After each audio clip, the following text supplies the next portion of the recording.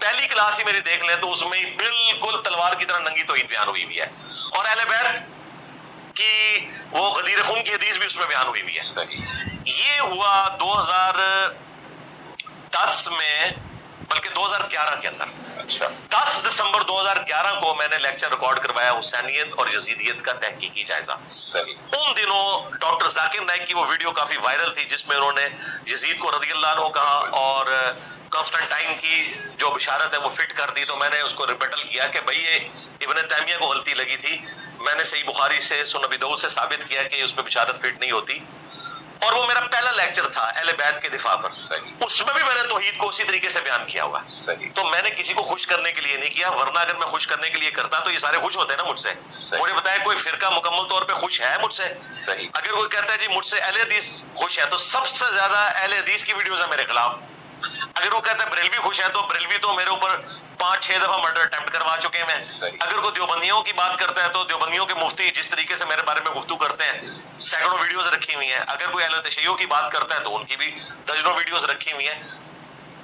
Even قادیانیوں کی طرف مجھے انہوں نے منسوب کیا اس بندے کو جو غلام احمد قادیانی کو بھی دجال کہتا ہے اور چشتی رسول اللہ تھانوی رسول اللہ کا دفاع کرنے والوں کو بھی دجال سمجھتا ہے۔ تو اللہ کا شکر ہے قادیانیوں نے بھی میرے خلاف ویڈیوز بنا دی کہ بھائی ہم میں سے نہیں ہے، انہیں خطرہ پڑ گیا تھا کہ ہمارے لوگ نے اس کے ساتھ اٹیچ ہو جائے، تو انہوں نے بغیر ویڈیوز بنائی کہ بھائی ہمارا نہیں ہے، اگرچہ باتیں ایسی کر رہے ہیں جو ہم بھی مانتے ہیں۔ مثلا قادیانی جو ہے نا توحید کے اعتبار سے وہی نظریہ رکھتے ہیں جو اہل حدیث کا ہے۔ اگر میں کہوں نا کہ میرے والا رکھتے ہیں پھر یہ کہیں گے ان کا ایجنٹ ہے، تو میں پھر اس کو طریقے سے اس اننگز کو کھیل رہا ہوں کہ جو اہل حدیث عقیدہ رکھتے ہیں نا قادیانی توحید کا وہ عقیدہ رکھتے ہیں۔ اچھا اس طریقے سے جو بریلوی دیوبندی نماز پڑھتے ہیں بغیر رفع الیدین کے، قادیانی نماز بریلوی دیوبندیوں کے طریقے سے پڑھتے ہیں۔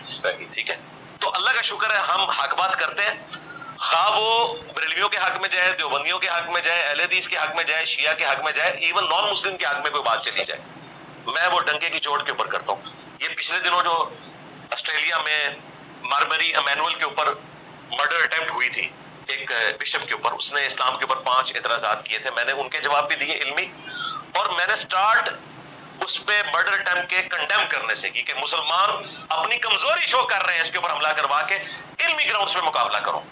اب یہ بات کر کے میں نے لاکھوں نہیں کروڑوں مسلمانوں کی گالیاں کھائی ہیں، کیونکہ وہ تو مجاہد ملت بن کے گیا ہوا تھا 16-17 سال کا بچہ، وہ تو کہہ رہا تھا کہ اس نے رسول اللہ کی گستاخی کیا ہو۔ بھائی اللہ کے بندو، دنیا میں اس وقت 2 ارب لوگ اللہ کی گستاخی کر رہے ہیں جب عیسیٰ ابن مریم کو اللہ کا بیٹا کہتے ہیں یا عیسیٰ ابن مریم کے لیے ڈیوینٹی کلیم کرتے ہیں، تو کیا ہم یہ سارے کرسچنز کو قتل کر دیں گے؟ کرسچنز رسول اللہ کو کیا سمجھتے ہیں؟ نعوذ باللہ وہ سمجھتے ہیں کہ انہوں نے جھوٹا دعوی نبوت کیا، یعنی کہ دجال سمجھتے ہیں، لیکن اللہ تعالیٰ قرآن میں کہہ رہے ہیں کہ کرسچنز اور جیوز کی عورتوں کے ساتھ تم نکاح بھی کر سکتے ہو، ان عورتوں کے ساتھ تم نکاح کر سکتے ہو، انہیں اپنی بیوی بنا سکتے ہو جو تمہارے نبی کو دجال سمجھ رہے ہیں۔ تو اللہ تعالیٰ نے اس اعتبار سے ٹالرنس کی ہے نا، تو جتنی دی وہ ہم کریں گے۔ اس سے آگے چلیں، اگر جیوز اور کرسچنز کی عورتوں کے ساتھ نکاح ہو سکتا ہے تو ایک سنی مرد کی شیعہ عورت کے ساتھ بھی شادی ہو سکتی ہے، وہ تو محمد اور آل محمد کے لیے جان دینے کے لیے تیار ہے۔ جیوز کرسچن سے تو بہتر ہے نا، لیکن پھر کہتے ہیں ان کے بچوں کا تو مسئلہ ہو جاتا ہے نا پھر کہ بچے کون سا بیٹا اپنا ہے۔ جی کرسچنز اور جیوز کے بچوں کا کیا بنے گا؟ ادھر سے بھی تو بچے ہو رہے ہیں نا۔ نہیں اس میں تو پھر یہ ایک شرط ہوتی ہے نا کہ بچے نہیں کوئی شرط نہیں، نہیں کوئی ایسی شرط نہیں، وہ تو لے کے چلنا ہے، باپ کا کام ہے کہ وہ ڈومیننسی والا معاملہ کر رہا ہے وہ کرے گا۔ اور دوسرا مجھے بتائیں یہاں تو مولویوں کے بچے کیا بن کے نکل رہے ہیں؟ صحیح، انہوں نے کیا تربیت میں کسر چھوڑ رکھی تھی؟ کیا کچھ کرتے ہیں مولویوں کے بچے سوائے ان کے کہ جو سیٹ اپنے باپ کی سنبھال رہے ہوں، ادروائز تو اللہ معافی دے ان کا جو کردار ہے وہ آپ لوگوں کے سامنے ہے، باقیوں کو شرمندہ کرتا ہے۔ اچھا اب ذرا یہ بتائیے گا، ابھی حالیہ میں نے ایک کلپ آپ کا دیکھا جس میں آپ نے کہا کہ دنیا میں ایسا کوئی سنی نہیں جس کے اندر ناسبیت نہ پائی جاتی ہے، اور دنیا میں ایسا کوئی شیعہ نہیں جس کے اندر رافضیت نہ پائی جاتی ہے۔ یہ ایک بہت بڑا الزام نہیں؟ ہاں جی، لیکن میں نے اسے بریف کیا تھا پارشلی، اچھا کسی نہ کسی درجے میں کہیں تحت الشعور کے اندر موجود ہوگی۔ ہاں ہماری ویڈیوز کے بعد اب اللہ کا شکر ہے ہزاروں نہیں لاکھوں ایسے سنی ہیں جن میں نہ رافضیت ہے نہ ناسبیت ہے، لیکن ہم سے پہلے ایسا نہیں تھا۔ ہاں اس میں پہلا جو بارش کا قطرہ ثابت ہوئے ہیں مولانا مودودی ہوئے ہیں، انہوں نے تھنک آؤٹ آف باکس کیا، خلافت و ملوکیت لکھی، پھر ان کے مشن کو مولانا اسحاق صاحب آگے لے کے چلے اس حوالے سے، لیکن ہم نے اس کو جس طریقے سے بکش فارم میں، جو کہ میں میکینیکل انجینئر ہوں اور انجینئرنگ یونیورسٹی میں نوٹس میں اپنی کلاس کے بنایا کرتا تھا، آج بھی میرے نوٹس چلتے ہیں. یعنی مجھے اللہ تعالیٰ نے یہ صلاحیت دی تھی کہ میں نوٹس بنا سکتا تھا، اور میں نے اس کو پھر اس میں بھی امپلیمنٹ کیا. صحیح. اور قرآن و سنت کو بھی اسی طریقے سے کمپیریٹیو اسٹڈی کر کے میں نے پوائنٹ ٹو پوائنٹ ڈسکس کرنا شروع کیا، ایک ایک چیز پبلکلی ڈسپلے کروائی، اور اس کی وجہ سے اب یہ ٹالرنس آنا شروع ہوئی. ورنہ یہ حقیقت بات ہے، ہم بھی خود سن ہی رہے ہیں، ہمیں پتہ ہے کسی نہ کسی درجے میں ناسبیت موجود ہوتی ہے. وہ ناسبیت کس طریقے سے ظاہر ہوتی ہے کہ آپ کے سامنے اگر مسلسل حضرت علی کے فضائل بیان ہو رہے ہوں اور باقی 3 خلفاء کا ذکر نہ ہو رہا ہو تو فوراً شیعت کا فتویٰ لگنا شروع ہو جاتا ہے.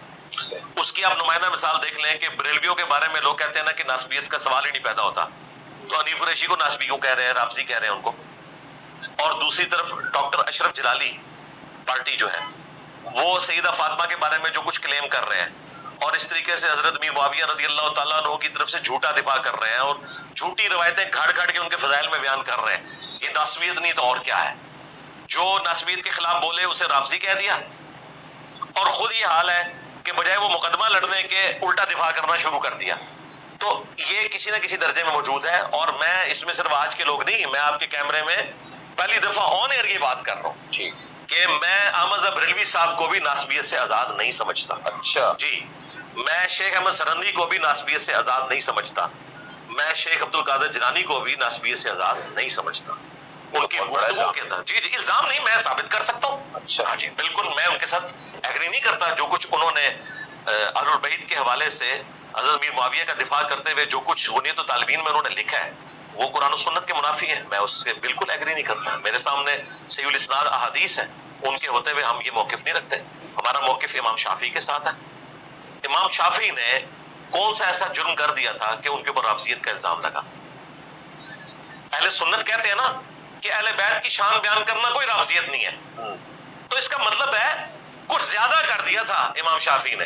امام شافعی نے اس لیے کیا کہ وہ امام موسیٰ کاظم کے اصحاب میں شامل تھے، ان کے ساتھیوں میں، ان کے اسٹوڈنٹ تھے، اور وہ بنو امیہ کو کنڈیم کرتے تھے.